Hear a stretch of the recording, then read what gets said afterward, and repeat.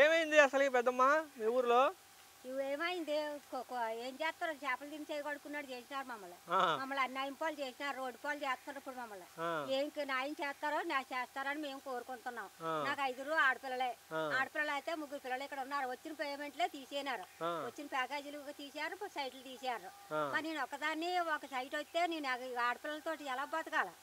మా యాత్ర చూస్తే చాలా ఇబ్బందిగా ఉంది. నా కొడుకులు కొమ్మలో నీరు 5 ఆడపిల్లలే ఆడపిల్లలతోటే ఇప్పుడు దాకా వాళ్ళతోటే దీవిచ్చినాను.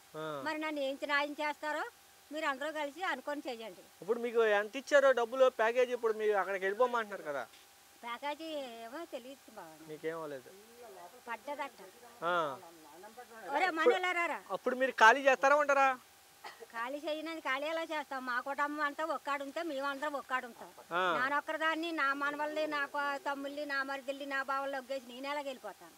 నేను అలాగే వెళ్ళలే. నా కుటుంబంతో నేను ఉండాలి ఎప్పటికైనా. నేను చచ్చినా బతికినా ఎప్పటికైనా నా కుటుంబం, నా మనవలు, నాకు తమ్ముడు కొడుకులు, అన్న కొడుకులు, మరుదులు, బావలు నా కుటుంబం.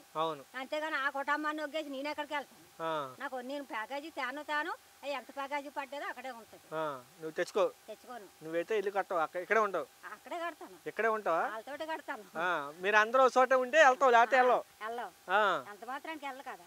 నా కుటుంబం అంతా ఎప్పుడైతే వెళ్తానో అప్పుడే నేను కదులుతాను. కదిలి అప్పుడే ప్యాకేజీ తెస్తాను. అంతేగాని ఇప్పుడు నేను అర్జెంట్ గా ప్యాకేజీ తేను. మీరైతే ఇక్కడ పోరాటానికి సిద్ధంగా ఉన్నారు? పోరాటానికి సిద్ధం కాకపోతే మరి మాకు న్యాయం కలగాలి కదా.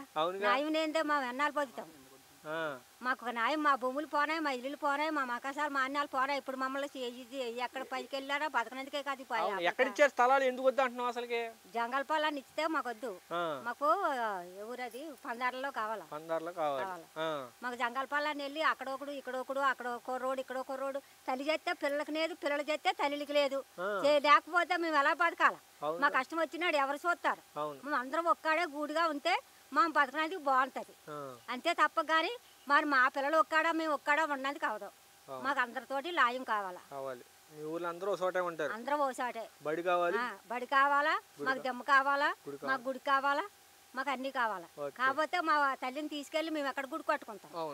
మాకు తల్లినేందే మేము ఎలా బతికినాం?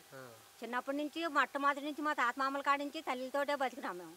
మరి ఆ తల్లిని మేము తీసుకెళ్ళి మాము అక్కడ చల్లదానం చేసుకోవాలి కదా. మా ఎందుకు ఇప్పుడు ఇవాళ తల్లిని ఒగ్గేసుకోవాలి? మాకు దిమ్మ లేకపోతే మా పిల్లలు నలుగురు వెళ్ళి ఎక్కడ కూర్చుంటారు? మా గుడి లేకపోతే గుడి ఎక్కడ ఉంటారు? మాకు అంతా న్యాయమే కావాలా.